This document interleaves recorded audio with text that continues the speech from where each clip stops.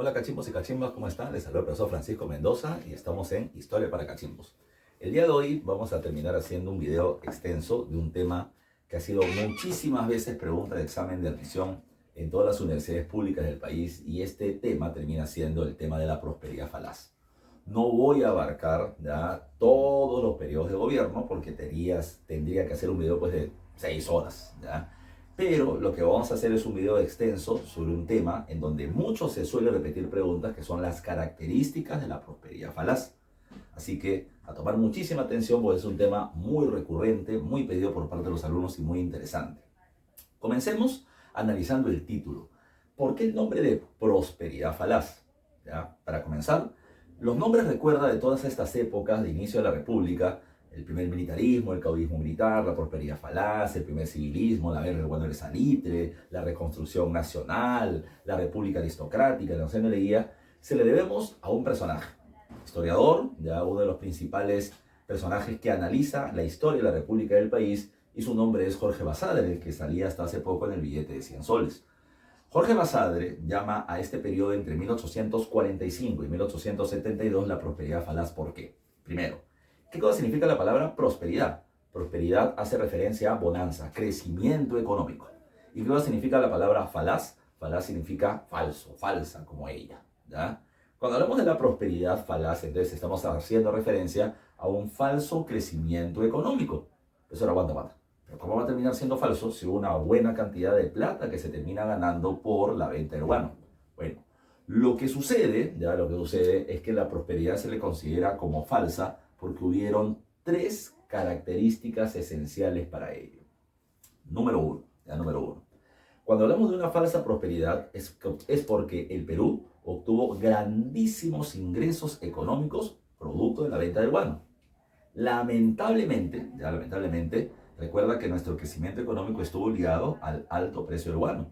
Cuando el precio del guano decayó, nuestra economía también se terminó encontrando en crisis. Entonces, nuestra economía dependía profundamente del precio del guano. Segundo. Además de ello, hay otro segundo elemento que es esencial. En esta segunda mitad del siglo XIX, donde ganamos muchísima plata por la venta del guano, muchos países se vienen industrializando. ¿Quiénes? Están los Estados Unidos de Norteamérica, en el territorio de Asia está el Japón, y en el territorio europeo hay países como Francia, Italia, Bélgica, Suecia, Rusia, entre otros más.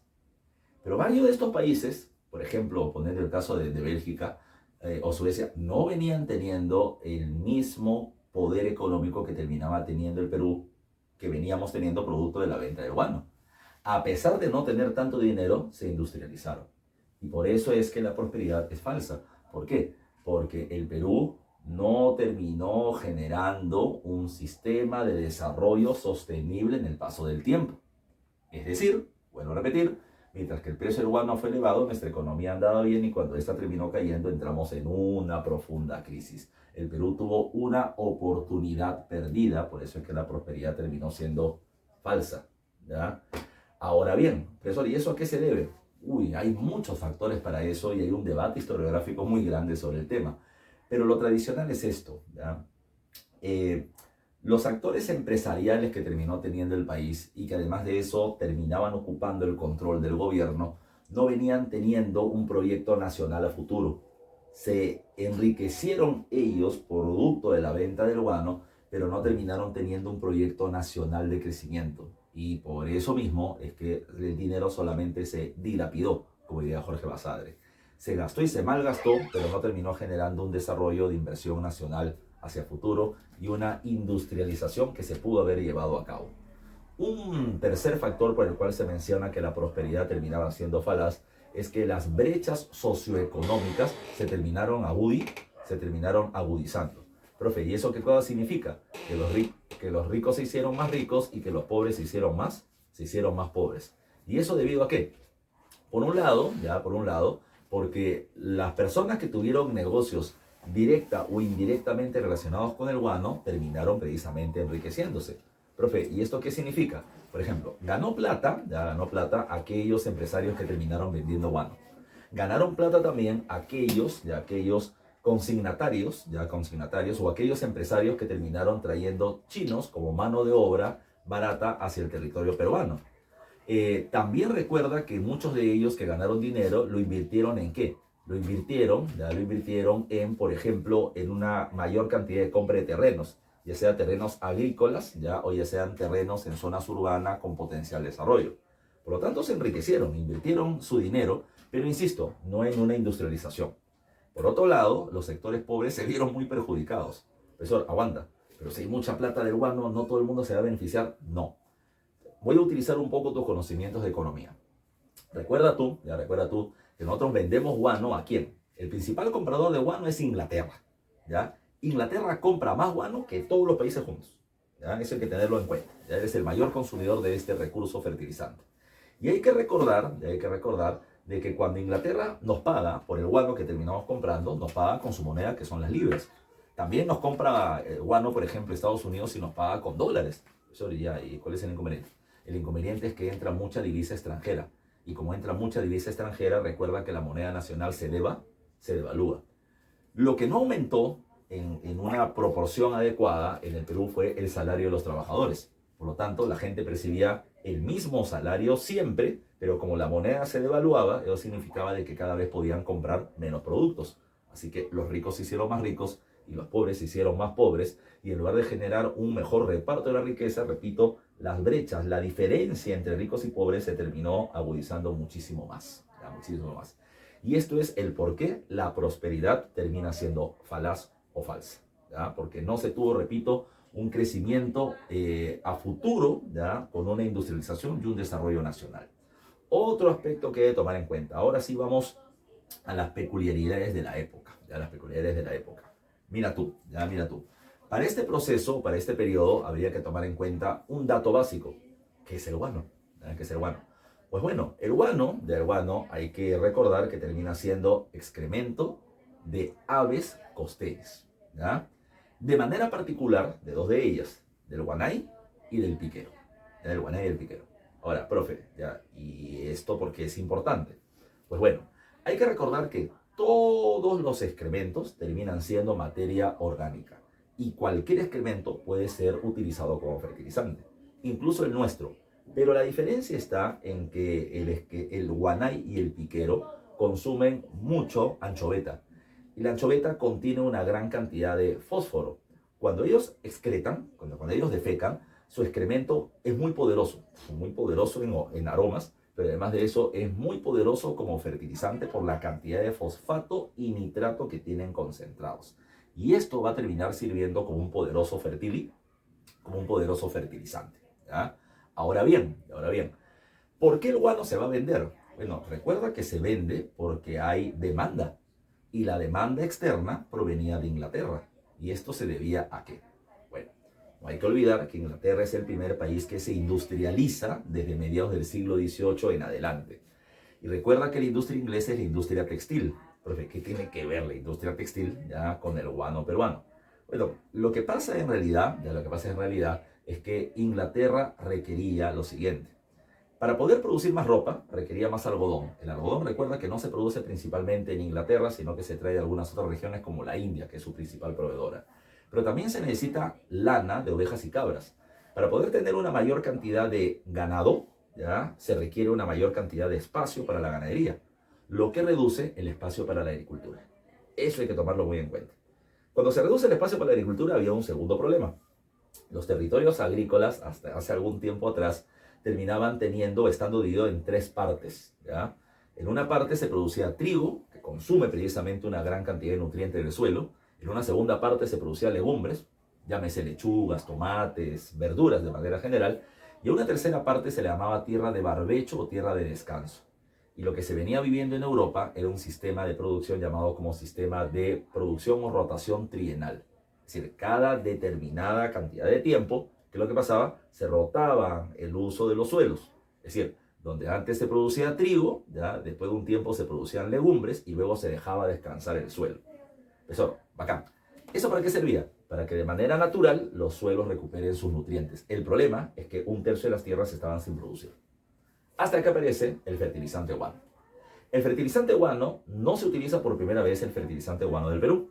Se utiliza de una isla en África llamada Madagascar. Inglaterra sacaba el guano de murciélago y lo terminaba utilizando en su suelo. Y esto permitía, insisto, que haya mayor campo para la ganadería, un espacio más reducido para la agricultura, pero con tierras totalmente fértiles, sumamente utilizables. ¿Qué era lo positivo? Que al haber más producción de alimentos, entonces los trabajadores muy explotados ya no se quejaban tanto por falta de alimentos y eso calmaba las tensiones sociales. Lamentablemente para Inglaterra, el guano de Madagascar se acabó. Y cuando se acabó, Inglaterra está desesperado, angustiado, buscando guano. ¿Y dónde lo va a terminar encontrando? Lo va a terminar encontrando en el Perú. ¿Ya? El Perú se convierte en el principal proveedor de guano para Inglaterra. Pregunta, profe, ¿solamente Perú venía teniendo guano? Y la respuesta es no. Todos los países de América con salida al Pacífico lo tienen. Pero ninguno tiene tanto guano como nosotros. ¿Por qué no? ¿Ya? ¿Por qué no? A ver, para explicar eso pasa lo siguiente. Pregunta para ti. Evidentemente estás en casa y no vas a tener que responderme, pero me lo puedes poner ahí en los comentarios, ¿ya? Pregunta, ¿alguna vez has tenido la mala suerte, ¿ya? La mala suerte de que te ha terminado cayendo excremento de aves cuando has estado pasando por las calles, ¿ya? Te ha caído pues en el hombro, en la cabeza, ¿ya? Etcétera. Y si no has tenido la mala suerte de que te pase eso, pero les aseguro que a varios les ha terminado pasando, como a mí también me ha sucedido, ¿ya?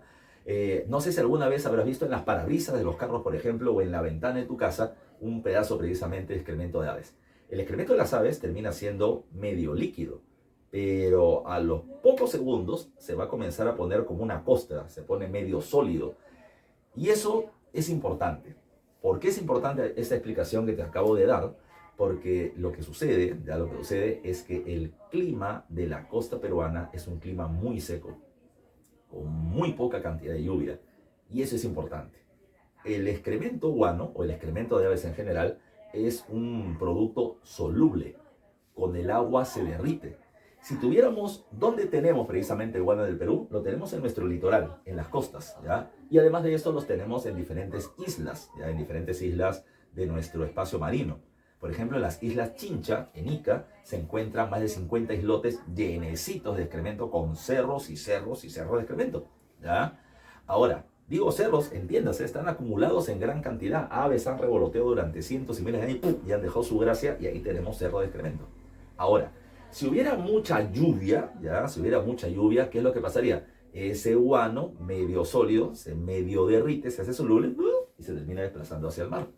La ventaja de tener un clima seco es que al no haber mucha lluvia, precisamente se viene teniendo esto como grandes montañas que luego van a terminar siendo explotables. Insisto, ante la demanda inglesa del guano, por todo lo que te he explicado, es ahí donde entra el Perú. Todos los países tenían guano, nadie tanto como nosotros. Somos el único país con cantidades exportables de guano y por lo tanto vamos a terminar controlando la oferta. Como somos el vendedor monopólico del guano, ¿qué va a pasar? Como la demanda va a crecer, no solo en Inglaterra, sino que los países se van pasando la voz y dicen, uy, el guano peruano es muy rico para la fertilización, se va a comenzar a pasar la voz y se va a comenzar a pedir guano en diferentes partes del mundo. Así que cuando la demanda aumenta y somos el único vendedor, pues el precio del guano sube y sube y sube y sube y sube. Y por eso es que entramos en un periodo de prosperidad o de gran crecimiento económico. Ahora bien, toma en consideración otros aspectos que terminan siendo esenciales para poder comprender el tema, ¿ya? Un aspecto esencial para esto, es ¿qué se va a hacer o cómo se va a terminar extrayendo el guano? Bueno, insisto, estamos en la época de la segunda mitad del siglo XIX, varios países se están industrializando, pero toma en cuenta que el guano no requería de ningún tipo de proceso complejo para su producción. Simplemente es un montón de excremento acumulado en diferentes lugares y lo que se requería era un trabajador con su carretilla, con su pico, con su lampa y nada más. Vienes con el pico, terminas trozando un trozo precisamente de excremento que está ahí como piedra. Con la lámpara lo terminas metiendo en las carretillas, luego lo terminas llevando a otro lugar donde se termina poniendo en sacos, se termina cerrando y vas a terminar encontrando una fila interminable de embarcaciones esperando su cargamento precisamente de guano para vender al exterior. Repito, eso, una pregunta, ¿y luego cómo se termina utilizando el guano? Fácil. Se llevaba los sacos de guano hacia el lugar donde se quería utilizar, se le echaba agua, se ponía como si fuera un barro y luego se terminaba echando sobre los campos de cultivo. Y solito la tierra iba absorbiendo los nutrientes del material orgánico y esa tierra se terminaba siendo más fértil. Los costos de producción eran bajísimos, ¿ya? Y el precio de venta del guano terminaba siendo altísimo y por lo tanto las ganancias van a terminar generando, grandes ingresos para el país. ¿Qué más hay que tomar en consideración? Otro aspecto que es importante, es cómo se va a terminar vendiendo el guano. Bueno, en realidad en el paso del tiempo, en el paso de los años, la venta del guano va a ir sufriendo una serie de cambios o alteraciones. En realidad son 4 los sistemas de venta de guano diferentes que se tuvieron en el paso del tiempo, los cuales cambiaron por intereses económicos y políticos. Y vamos a explicar cada uno de ellos, La primera forma en la que se va a comenzar a comercializar el guano fue a través del sistema del arrendamiento de islas. Recuerda que la palabra arrendamiento viene de arrendar, que es alquilar. Entonces se alquilaron las islas, sobre todo las islas Chincha, a un comerciante llamado Francisco Quirós durante el segundo gobierno de Agustín Gamarra, entre 1840 y 1841. Recuerda que el conocimiento es poder, ¿ya? Para eso quieres tú precisamente ingresar a la universidad, para poder obtener conocimiento y poder cambiar ciertas realidades, o por el conocimiento que tienes recibir precisamente una mejor condición salarial. Entonces, Francisco Quirós sabía todo lo que te he explicado al principio, que Inglaterra necesitaba guano para su agricultura y que el Perú venía teniendo ese tipo de recursos. Entonces, ¿qué sucedió? Él sabe que en las islas Chincha hay guano y le dice al gobierno de Agustín Gamarra en su segundo periodo presidencial: yo te pago 100.000 libras esterlinas, 100.000 libras esterlinas, y tú me alquilas todas las islas, ¿ya? El gobierno dijo: ¿para qué quieres? ¿Y a ti qué te interesa? ¿Quieres o no quieres mi plata? ¿Ya? Entonces, 100.000 libras era una cifra bastante interesante, ¿ya? Y el gobierno aceptó. Al cuarto mes, Francisco Quirós ya había terminado recuperando toda su inversión. Y de ahí para adelante van a ser ganancias porque la demanda iba creciendo tremendamente. El gobierno peruano quiso eliminar el alquiler de las islas, pero Quirós no va a terminar perdiendo la oportunidad de su vida. Y se aferra con uñas y dientes a este contrato para poder asegurar así la vida de toda su familia, ¿ya? Así que, ¿qué es lo que va a terminar pasando? Cuando acaba el contrato Quirós en el año 1841, aparece un nuevo sistema de gobierno, un nuevo sistema de comercio, que se va a mantener vigente hasta 1849. El sistema de comercio se le conoce con el nombre del sistema de venta directa, de venta directa. Y te explico, toma bien atención a este sistema. El gobierno dijo: bueno, alquilar las islas da plata, pero no da tanta. Vamos a buscar otra forma, ¿ya? Y el sistema de la venta directa, ¿qué cosa planteaba? Planteaba que el Estado terminaba siendo ahora el dueño del guano, ¿ya? El Estado extrae el guano y lo vende a casas comerciales, pero se lo vende por un precio fijo anual. ¿Cómo es eso? Vamos a poner ejemplos. Supongamos que hoy, 21 de agosto del año 2023, supongamos, el precio de la tonelada de guano es 100 libras esterlinas. El Estado le decía a los empresarios, le decía lo siguiente: yo te voy a terminar vendiendo a ti, te voy a terminar dejando a ti, desde el 21 de agosto del año 2023 hasta el 20 de agosto del año 2024, te voy a dejar el precio de la tonelada de guano a 70 libras. Está 100 en el mercado, te la dejo a 70 para que tengas tu ganancia, ¿ya? Bueno, ellos se deberían encargar de la comercialización externa y de esa manera poder darle al Estado lo que le corresponde. Hasta ahí no había problema. Pero se generaron 2 problemas, ¿ya? El primer problema: la demanda externa de guano crecía y crecía y crecía.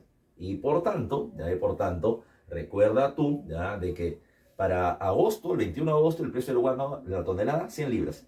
Para noviembre, el precio de la tonelada terminaba siendo 120 libras. Para marzo terminaba siendo 130, para julio terminaba siendo 150 y para agosto terminaba siendo 160. Profesor, está bien, pero el precio del guano subía. ¿Dónde está el problema? Es que el problema era que se había establecido un precio fijo anual. ¿Y eso qué significaba? Que el Estado siempre recibía 70, mientras que las ganancias de la empresa venían creciendo y creciendo y creciendo. Punto 1. Punto 2. Los empresarios nacionales venían teniendo el contrato para recibir y vender el guano, pero no lo hacían. Pues ahora aguanta. Me está diciendo que no se vendía el guano, que lo tenían acumulado. No lo hacían ellos. ¿Qué es lo que hacían estos patas? Los empresarios extranjeros querían vender el guano en Europa porque veían que era un buen negocio. La cuestión es que los empresarios nacionales tenían las alianzas y los contactos políticos y por eso es que ellos venían teniendo el negocio. ¿Qué le decían al extranjero? Mira, el precio del guano está a 100, ¿ya? A mí me lo están dejando a 70, ¿ya? Tú dame 80, ¿ya? Dame 80 a mi empresario extranjero y yo te doy todo el guano para que lo vendas. ¿Qué pasaba? Yo le daba 70 al Estado, ¿ya? 70 al Estado, ¿ya? De los 80 que él me ha dado, yo me quedo con 10 y ellos que terminen quedándose con lo que sobra. Profe, aguanta, hay una cuestión en particular. Pero ellos solamente se quedan con 10. Sí, pero se quedan con 10 sin hacer nada. Nada. Solamente eran los intermediarios para que empresarios extranjeros sean realmente los vendedores, ¿ya? Y esto terminó siendo parte de un viejo sistema de compadrazgos y componendas políticas que se venían teniendo en el país. Así que no terminaba generando los reales ingresos que el Perú podía tener. No hay que olvidarnos el marco político. Entre 1841 y 1845, el Perú vive la anarquía militar. Y recuerda que varios caudillos, ya financiados por empresarios locales, están buscando terminar llegando al gobierno. ¿Y por qué los empresarios terminaban estando tan, digamos así, interesados, ya, de que este caudillo llegue al poder? Porque si él llegaba a ser presidente, iba a terminar firmando un contrato para que yo termine vendiendo el guano. Y era un negociazo precisamente el que se venía tratando en la época. Así que este sistema de las guerras civiles o de la anarquía que se terminaba viviendo no era solamente una cuestión de llegar al poder por ser gobernantes, sino porque el guano también terminaba generando estos conflictos por todas las ganancias que habían alrededor. ¿Qué pasa en 1849? Para ese periodo ya está Ramón Castilla en el gobierno y Ramón Castilla va a establecer un nuevo sistema de comercialización que se le conoce como el sistema de las consignaciones. La consignación guanera consistía en que el Estado era el dueño del guano, se le entregaba a casas comerciales intermediarias y ésta lo terminaban vendiendo al extranjero. Profe, ¿no es igualito que la venta directa? Sí, pero con una diferencia. Ya no era un precio fijo anual, sino que se terminaba estableciendo un porcentaje. Tu casa comercial vendes el guano y a mí me corresponde, en promedio, el 80% del precio de venta para mí. Eso, el 80% era mucha plata, era muchísima plata.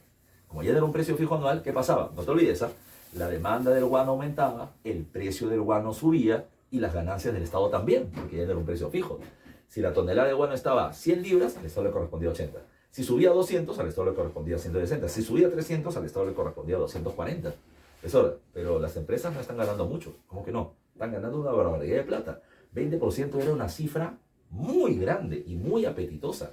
Y eso súmale mano de obra, súmale la compra y la refacción de los barcos, súmale los impuestos que tienen que pagar, súmale la cantidad de plata que deben tener en los bancos para poder hacer las transacciones comerciales del guano con empresas extranjeras. Entonces, a pesar de todos estos recortes, seguía siendo 20% una cifra apetitosa. Y el 80%, era una cantidad gigantesca, gigantesca. Por eso es que hablamos de prosperidad. Recién hablamos de crecimiento económico real con el sistema de la consignación. En 1849 se va a terminar firmando el primer gran contrato de la consignación, que termina siendo el contrato Gibbs. La casa comercial inglesa Gibbs & Sons va a terminar siendo la encargada de vender el guano peruano por sistema de consignación a todos los países del mundo, menos a dos, a Estados Unidos y a Francia. Pero recuerda algo que te he mencionado. Inglaterra compra más guano que todos los países juntos y precisamente por eso es que el dinero del Estado va a terminar creciendo de una manera excepcional, ya excepcional. Profe, ¿y quién le vendía a Francia e Inglaterra? Para Francia e Inglaterra estaban otros empresarios. Por ejemplo, estaba la casa Alier, la casa Alier que le vendía a Francia, y la Sociedad Nacional de Consignatarios, empresarios peruanos que también vendían el guano. Un paréntesis, en realidad Ramón Castilla quería que el guano peruano sea comercializado por empresarios extranjeros, pero se dieron cuenta de sus malas mañas, de sus malos artes, de hacer solamente intermediarios, y no quiso saber nada con ellos. La casa Gibbs ofrecía un acuerdo más ventajoso y por eso se hizo el acuerdo con ellos. El sistema de consignación, ya como lo has podido ver en la diapositiva, se va a desarrollar desde 1849 hasta 1869. Y hay dos grandes contratos guaneros. Primero, el de la Casa Gibbs de 1849, y el otro es el contrato con la Sociedad Nacional de Consignatarios, o la Compañía de Consignatarios Nacionales en 1859, en el segundo gobierno de Ramón Castilla. Ese ya fue más un trato político, que lo veremos a detalle cuando hablemos del segundo gobierno de Ramón Castilla. Pero se le metió una patada en el trasero a los Gibbs, se les votó para darle precisamente el guano a los empresarios nacionales. Pero lamentablemente los resultados no van a ser los mismos. Ahora, a mí me gusta decir otro punto que es importante. La prosperidad falaz va del 45 al 72. Estamos hablando de 27 años de crecimiento económico, pero no fue así de manera permanente. Podemos decir de que ya a partir de que se comienza a vender el guano en 1840, pues la economía comienza a crecer. Vamos a tener un gran momento en la década de 1850, pero se produce un problemón. Y el problemón se produce en 1864. España nos invade. Bajo el pretexto de no haber pagado la deuda de la capitulación de Ayacucho, España viene a reclamar esa deuda y toma el control de las Islas Chincha, donde se encontraba la mayor cantidad de guano. Y eso derivó en la guerra contra España, que repito, se verá a detalle también en otro momento. Pero el problema que se terminó generando es que mientras que el Perú no tenía las Islas Chincha, no podía vender la cantidad de guano que el mercado internacional demandaba. Y el precio del guano creció demasiado. Pero eso está bien por los empresarios. No estaba bien. No estaba bien porque el precio fue demasiado elevado. No fue caro, fue demasiado caro. Al punto que ya no se podía pagar con facilidad y al punto que los mismos empresarios van a decir, con el precio demasiado caro hay que buscar un producto alternativo. Ese producto alternativo terminó siendo el salitre. Y cuando el salitre entró a hacerle competencia al guano como fertilizante, las ganancias cayeron pues sustancialmente, ¿no? Antes había monopolio, como les había dicho, podíamos poner el precio que quisiéramos, pero ahora con la competencia, el Perú vendía menos guano por menos precio y nuestra prosperidad, que estuvo ligado al alto precio del guano, comenzó a decaer. Y ese va a terminar siendo uno de los puntos problemáticos. Entonces, la guerra contra España terminó siendo el punto de inflexión por la cual precisamente se va a comenzar a tener problemas económicos. Ahora bien, el otro aspecto que hay que considerar es que se produce un cuarto sistema para la venta del guano, que es el monopolio.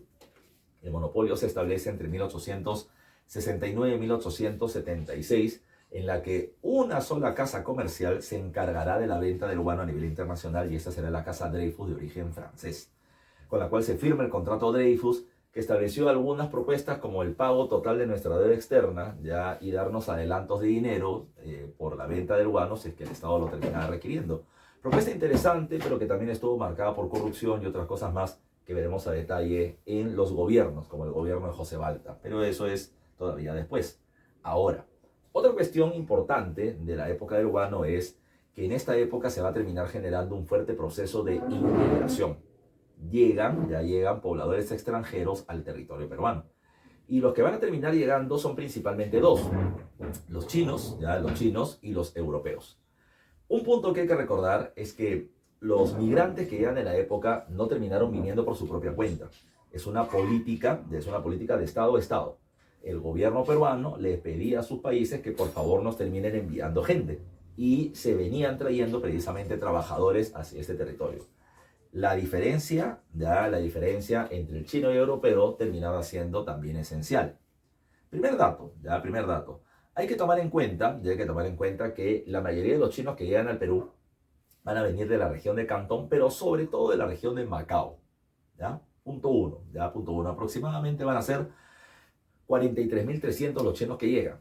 Más o menos, pero esa es la cifra oficial de chinos contabilizados que van a terminar llegando al Perú. Cuando ellos terminan llegando, van a terminar siendo traídos por comerciantes de mano de obra llamados con el nombre de comerciantes chineros. Domingo Elías, personaje que comentaremos luego, es un personaje de los principales chineros que se venían teniendo en el país en ese entonces. ¿Qué hacía un comerciante chinero? Iba a China con permiso del gobierno, llegaba a algunas provincias y ofrecía trabajo. Le decía: señores, ¿ustedes quieren tener trabajo? Sí, señor, ¿dónde? Le voy a ofrecer trabajo en Perú. ¿Y dónde queda Perú? Perú termina quedando en América, en un territorio alejado. Pero para que vea de que esto no es falso, ¿qué voy a hacer? Vamos a firmar un contrato laboral, que podía estar en chino, podía estar en castellano, ¿ya? Les daban un sueldo, ¿ya? Un sueldo en moneda china de adelanto, para que vean de que esto no era falso, y le decían lo siguiente, supongamos, ¿no? Hoy estamos lunes, ya estamos lunes. Señores, ya firmaron su contrato, ustedes son trabajadores, ya trabajadores, yo lo voy a llevar a la hacienda X para que vayan a trabajar. Estamos lunes. El día domingo, yo voy a terminar llegando con mi embarcación al puerto de Macao, ¿ya? Y ustedes vienen para ser llevados a su puesto de trabajo. Además, si ustedes desean, pueden traer a sus familiares, a sus amigos, a quien quiera, a todo el mundo le damos chamba. Uy, para el domingo, ¿qué pasaba? Más o menos el 70% de los chinos venían. Algunos le tiraban cabeza y decían, ya me dieron la plata y yo no termino yendo a trabajar, no me presento. Y pasaba, y ese era un riesgo. Pero por otro lado, habían chinos que terminaban llegando con toda la familia y con todo el barrio. Y se llenaban los barcos precisamente para terminar trayendo chinos. Cuando se les traía, insisto, el comerciante chinero era un intermediario que está proveyendo de mano de obra, ¿ya? De mano de obra a las haciendas en el Perú. Profe, una pregunta. ¿Para qué llegaban los chinos? Ahí viene un punto también esencial. Inicialmente la idea era traer al chino para que sea extractor del guano de las costas y de las islas. Pero se va a terminar teniendo informes de que los chinos no terminan siendo físicamente muy fuertes para ese trabajo. Así que se intentó que la población afrodescendiente, terminen siendo los trabajadores ahí, pero la población no quería, ¿ya? Los negros no querían trabajar ahí porque no les gustaba precisamente esa condición laboral o ese tipo de trabajo.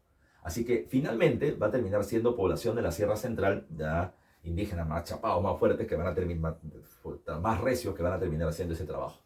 Pero, profe, entonces los chinos me están diciendo que se les trajo inicialmente para extraer el guano, pero no servían para esa chamba. Así es. ¿Y en qué fueron utilizados? Pregunta, examen de admisión.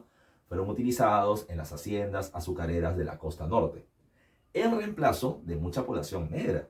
Y la pregunta es ¿por qué? ¿Ya?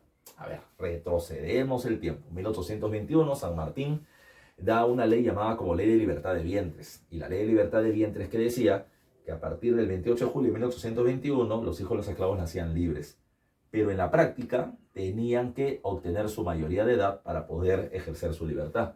La mayoría de edad era 25 años. Para 1846 el número de afrodescendientes jóvenes y fuertes para trabajar en las haciendas comenzaban a irse. Y faltaba mano de obra, porque ellos ahora comenzaban a cobrar y se comenzaba a buscar mano de obra más barata. Y es ahí donde los chinos vienen como reemplazos. Vamos a ver la situación. El chino es llevado a la hacienda X a trabajar. El hacendado le decía, muy bien, señores, mañana a 4 de la mañana comienzan las labores. Cuando la gente decía, señor, ¿y dónde va a dormir? No sé, me parece que se te da un mes de adelanto de salario para que ustedes puedan ver por ustedes. Señor, pero ya no gastamos la plata. Bueno, pues lo que vamos a hacer es que yo tengo por ahí unos cuartitos al fondo, entonces ahí podemos meter 20 chinos a la vez. Y eran casi galpones de pollo, o sea, un montón de gente hacinada en un solo espacio. El empresario te decía, no te preocupes, fin de mes se recorta tu salario. Señor, ¿y de dónde voy a comer? No te preocupes, yo soy el dueño del restaurante y de la tienda, tú sacas lo que quieras, chino, crédito ilimitado para ti. Por otro lado, señor, ¿y de dónde vas a sacar ropa? Soy dueño del bazar, saca lo que quieras. Si quieres tomar algo, también soy dueño del bar y toma lo que quieras. Fin de mes, mochamos salario. Bueno, la gente tenía una tarjeta de platino ilimitada y sacaba créditos. Al fin y al cabo, cuando llegaba el fin de mes y decía, salario, no es salario chino. Te sacaban la cuenta y decían, no, te has gastado más de lo que tienes que ganar. Por lo tanto, no te preocupes, sigue sacando tú y luego ya se termina viendo la cuenta. El trabajo era pesado y extenuante. Los contratos laborales terminaban siendo de 2, 3 o 5 años, ¿ya? Muchos de ellos. Y recuerda que cuando culminaba el contrato laboral, los chinos decían, por fin soy libre, y decían, no. En este contrato dice que, el transporte de China hacia el Perú, que yo he terminado costeando, tú lo vas a terminar pagando. Así que ahí ya tienes una deuda. Más todas las deudas que has contraído, súmale el amor y los intereses que no has terminado pagando. Chino, te tienes que quedar a trabajar hasta que pagues esa deuda. Eso hacía que este contrato se le diera un nombre particular. Se le llame como contrato de enganche. Porque el chino venía por una determinada cantidad de tiempo y lo enganchaban para que se quede a trabajar gratuitamente más tiempo. El chino venía como un obrero asalariado. Pero recuerda que en la práctica era tratado como un semiesclavo. No se olviden, el sistema del enganche se terminó haciendo con ellos. Otro dato que es esencial. A los chinos se le llama culíes.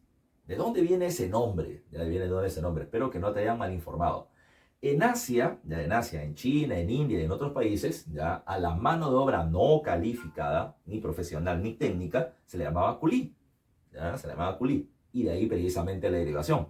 Ellos no venían precisamente como mano de obra calificada, venían como trabajadores, ¿ya? Como trabajadores y nada más. Muy diferente al caso de los europeos, ¿ya? ¿Qué pasaba en el caso de Europa? Los europeos eran traídos como mano de obra calificada, eran traídos como trabajadores técnicos, ¿ya? Como trabajadores técnicos. Y eso se debe a ciertos factores. No te olvides, Europa se está industrializando. Entonces, a los europeos, a los trabajadores europeos se les terminaba trayendo como gente con experiencia. Gente con experiencia que puede ayudarnos a explotar mejor nuestros recursos.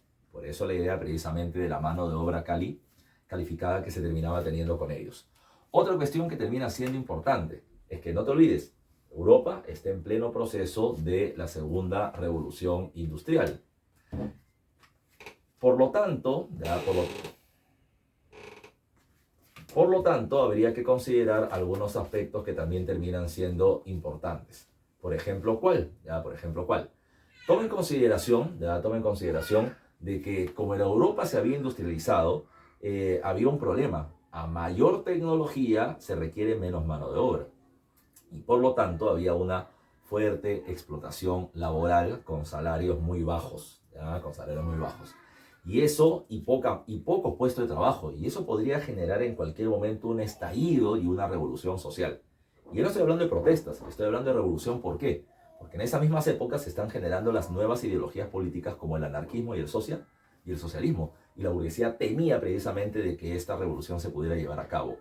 Por eso mismo es que Europa comienza a generar esta propuesta.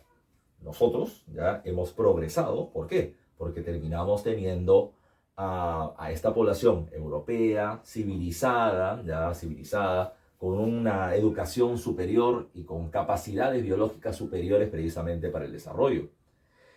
Por lo tanto, si ustedes, países de América Latina, quieren progreso y no tienen población blanca, pues acá yo te la puedo terminar ofreciendo, ¿ya? Te la termino ofreciendo para tu bien, ¿ya? Para tu bien. O sea, prácticamente me están diciendo, ¿quieres ser avanzado? Te faltan blancos. Yo te los doy porque soy buena gente, ¿ya? Porque soy buena gente.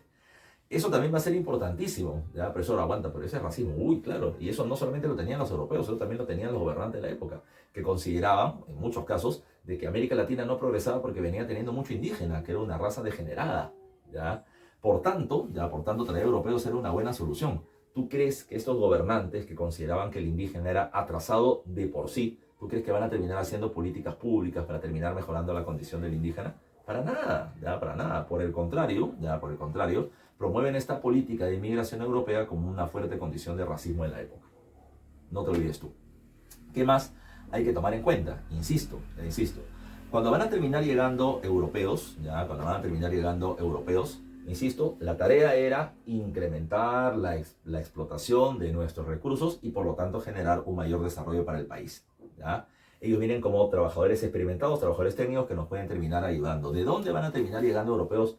En realidad van a llegar de varios países, ¿ya? Van a llegar españoles, por ejemplo, a ayudar en las haciendas de la costa norte. Pero uno de los casos más emblemáticos terminó siendo el caso de migrantes prusianos, lo que luego vendría a ser la base de Alemania, y austríacos, que van a ser traídos a la zona de la selva para poder colonizar este espacio que era considerado vacío. Ahora, el detalle de esto lo veremos en un video diferente con el gobierno de José Rufino Echenique. Pero repito este concepto que no te debes olvidar. Chino viene como mano de obra no calificada, inicialmente para explotar el guano de las islas, pero luego va a ser reemplazo de la población afrodescendiente en las haciendas azucareras de la costa norte, y vienen en condición de culí, mano de obra no calificada. El europeo viene, por el contrario, como mano de obra técnica, que va a terminar ayudando a explotar mejor nuestros recursos naturales por el progreso del país. Ahora, vamos a otro punto que es importante con respecto al tema del guano. Cuando se termina generando, la venta del guano, pues como cuánta plata se va a terminar ganando durante este periodo. Mira, en promedio la cantidad de guano que se va a terminar vendiendo son aproximadamente 12 millones de toneladas de guano.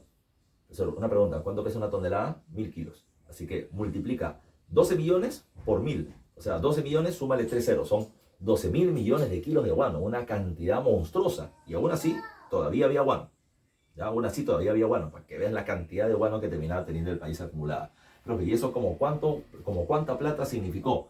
Para la época son como 750 millones de pesos, que era una cifra escalofriante, gigantesca, monstruosa. El Perú gana mucha plata, por eso el tema de la prosperidad. Toma en cuenta que solo Inglaterra compró en la década de 1850, solo en la década de 1850, 1 millón de toneladas de guano, ¿ya? Mientras que ya todos los demás países de Europa, en conjunto, solamente compraron 100.000, ¿ya? 100.000. O sea, Inglaterra compraba 10 veces lo que terminaba comprando Europa de manera general. Por eso te decía de que Inglaterra compraba más que todos los países juntos, ¿ya?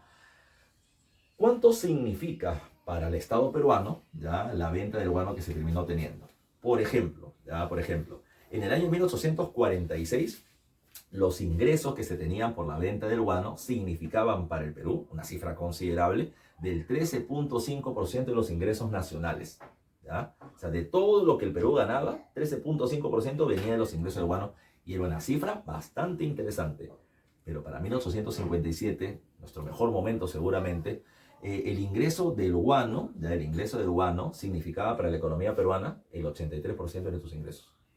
El Perú dependía del guano. El Perú era un país guanero. El Perú vivía del guano. Ya vivía del guano.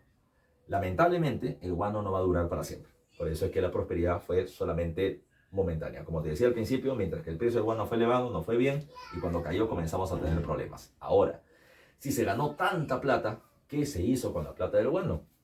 Pregunta examen de admisión en San Marcos en dos variantes diferentes. Por eso te la voy a terminar diferenciando así. Primero, ¿qué hizo el Estado con la plata que ganó? Porque no te olvides que el Estado era el dueño del guano, ¿ya? Bueno, en realidad gastó en muchas cosas, Pero en pregunta examen de admisión se preguntó en qué se gastó principalmente. ¿Cuál fue el número 1 en el ranking de las inversiones o de los gastos que se hizo con el dinero del guano? Entonces, para eso siempre me gusta recordar una frase de Ramón Castilla. Ramón Castilla decía que el Perú era un país grande, pero con un Estado reducido. Profesor, ¿Estado y país no es lo mismo? No. País es el territorio nacional y el Estado son las instituciones que terminan dirigiendo el gobierno. Y cuando hablamos precisamente de ello hay que recordar lo siguiente. A ver, ¿por qué el Estado era reducido? ¿Por qué se planteaba ello? Porque no había mucha presencia de instituciones del gobierno que dirigieran al país en ese momento. Había presencia del Estado ¿en dónde? A través, por ejemplo, de los municipios en las principales ciudades del país. Lima, Cusco, Arequipa, Trujillo, Piura, Puno, Ancash, Chiclayo, Piura y demás. ¿Ya? Y podemos contar algunas ciudades más. Profesor, ¿y en las provincias? En algunas provincias, principalmente de la costa o en alguna provincia destacada.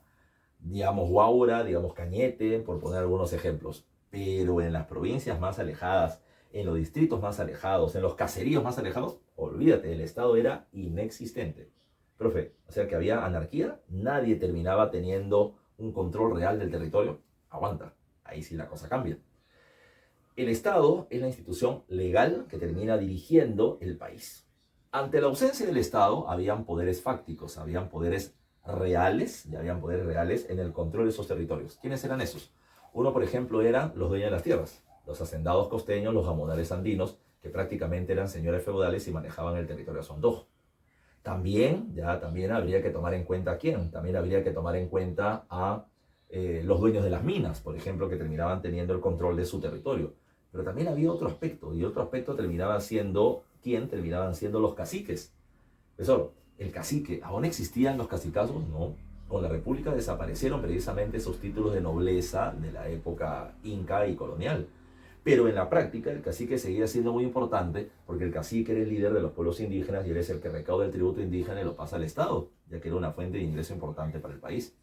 Así que el cacique seguía siendo realmente poderoso, pero también eran poderosos los bandoleros, grupos de gente armada que terminaban ante la ausencia del Estado tomando el control de una provincia, de algún recurso importante y lo terminaban explotando, y ya que el Estado no tenía fuerza, no podía entrar a esos lugares.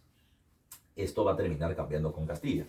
Castilla decía, repito, el Perú, país grande, Estado pequeño. ¿Qué hay que hacer? Hay que darle una mayor presencia al Estado en el control de las provincias. Y para eso vamos a terminar construyendo o creando varios municipios. ¿ya? Entonces, los municipios son la presencia del Estado, pero toma en cuenta que el municipio requería de 3 gastos.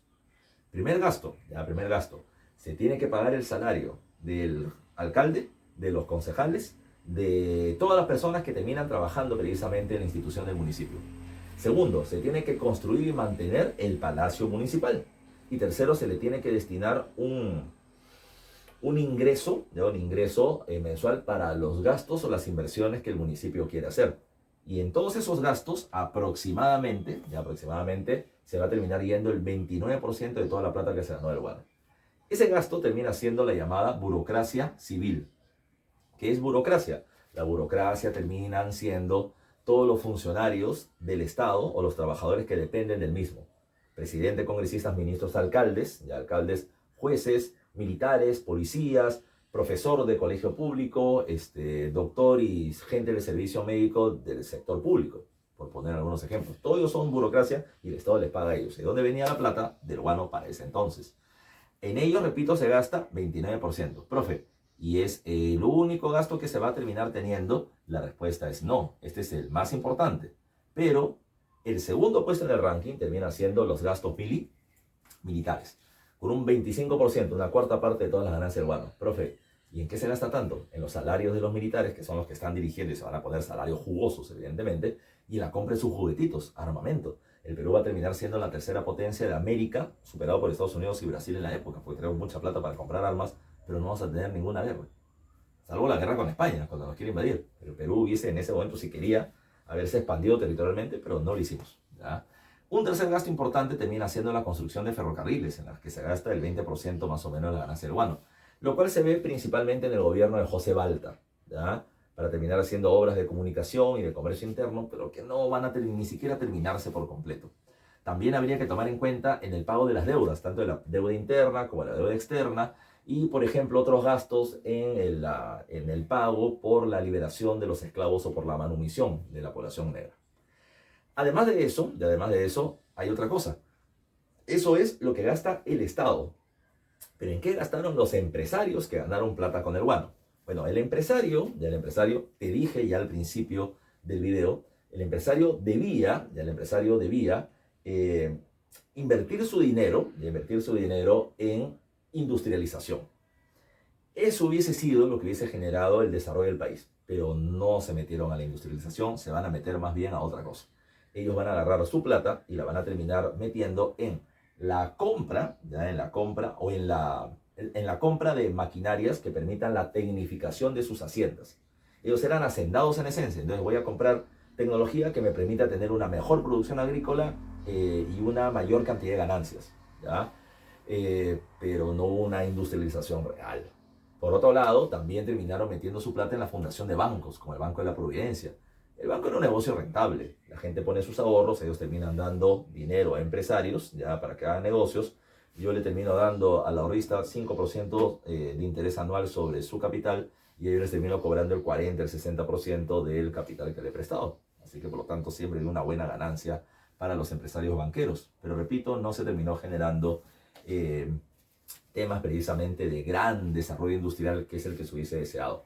A esto súmale otros gastos. Súmale también, por ejemplo, las grandes fiestas, ya bastante fastuosas, precisamente, que ellos van a terminar teniendo, en donde las mujeres de la élite, por ejemplo, terminaban trayendo vestidos de diseñador de Francia o de Italia, o las grandes casonas que se van a terminar construyendo en Chorrillos y en Barranco, que van a ser la zona pituca de Lima, de la gente de la élite precisamente peruana para aquel momento, y se van a traer objetos de lujo desde Europa para terminar construyendo precisamente esas casas o adornándolas por dentro, ¿ya?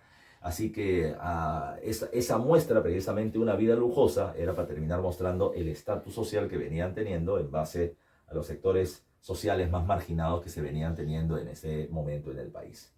Así que esta ha sido una exposición de los diferentes puntos, característicos importantes de la época de la prosperidad falaz.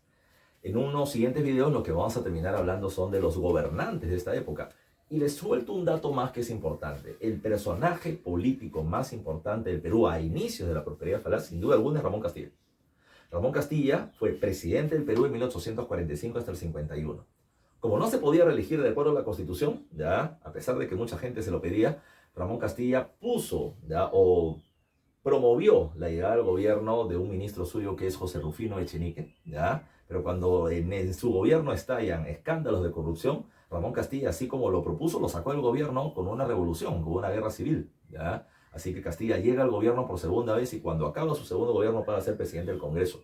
Sin duda, que es el personaje político más importante del país, con el que se obtiene la prosperidad falaz, aunque con un reparto muy duro precisamente de las ganancias del guano y con repartos políticos que ya veremos a detalle en su gobierno.